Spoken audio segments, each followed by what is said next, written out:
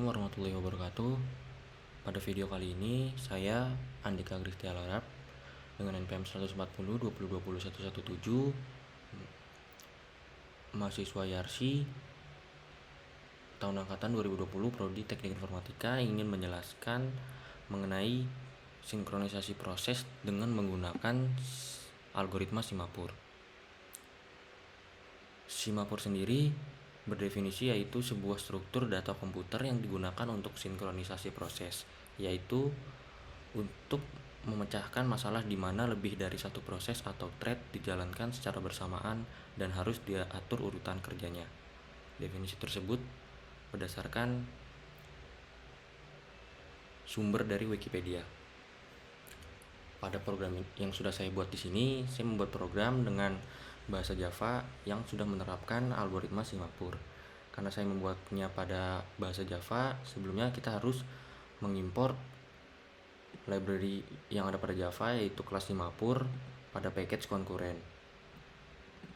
Lalu kita membuat objek Simapur dengan value 4 atau parameter 4, yang artinya di sini Simapur hanya bisa menjalankan thread sebanyak 4 secara bersamaan.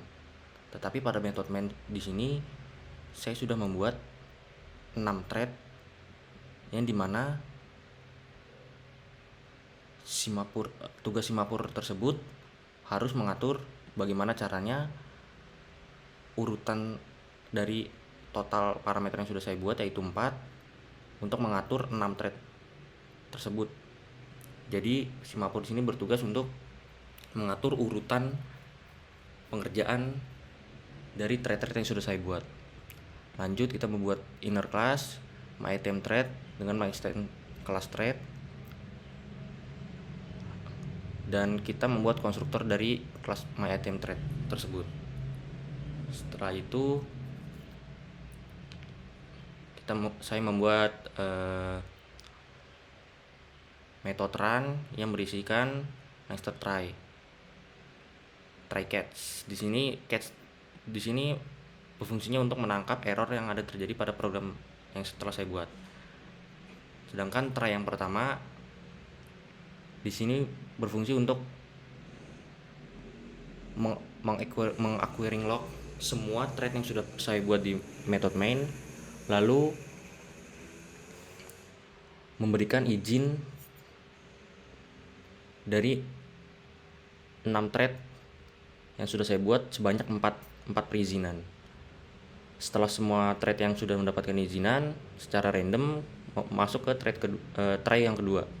Di sini ada looping sebanyak 5 kali, yang dimana tugasnya itu untuk masuk ke performing operation dan menunjukkan ketersediaan permit yang tersedia dengan jeda tiap 1 detik. Setelah semua performing operation dilakukan, masuk ke finally, yang dimana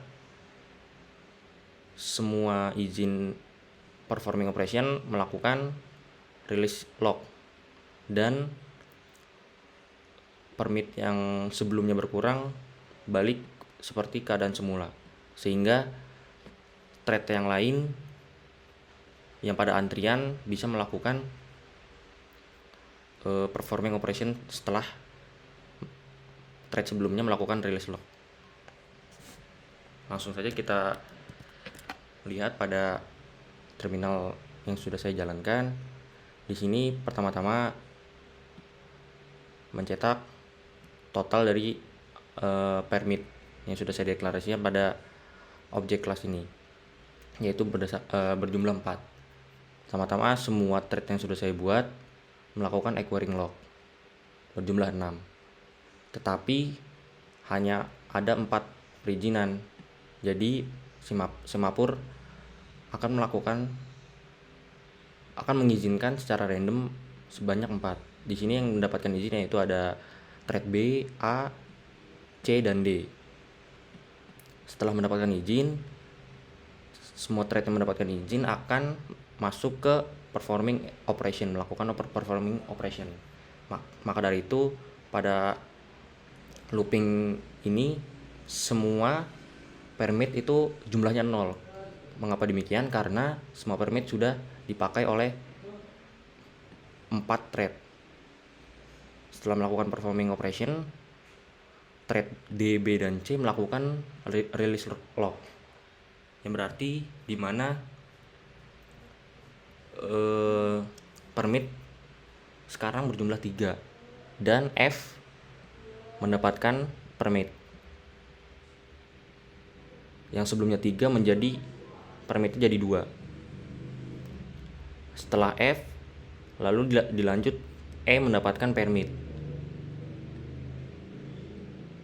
Sebelumnya dari 2 menjadi 1, lalu A yang sebelumnya ini melakukan release lock dari 1 menjadi 2. Jadi total permit yang tersedia sekarang 2.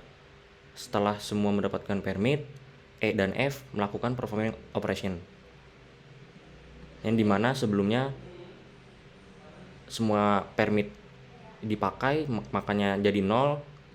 Sekarang permit yang dipakai hanya 2, makanya yang tersisa hanya 2. Setelah itu E dan F melakukan releasing lock dan F juga melakukan releasing lock, sehingga semua permit kembali seperti semula, yaitu berjumlahnya 4. Itu saja yang bisa saya sampaikan.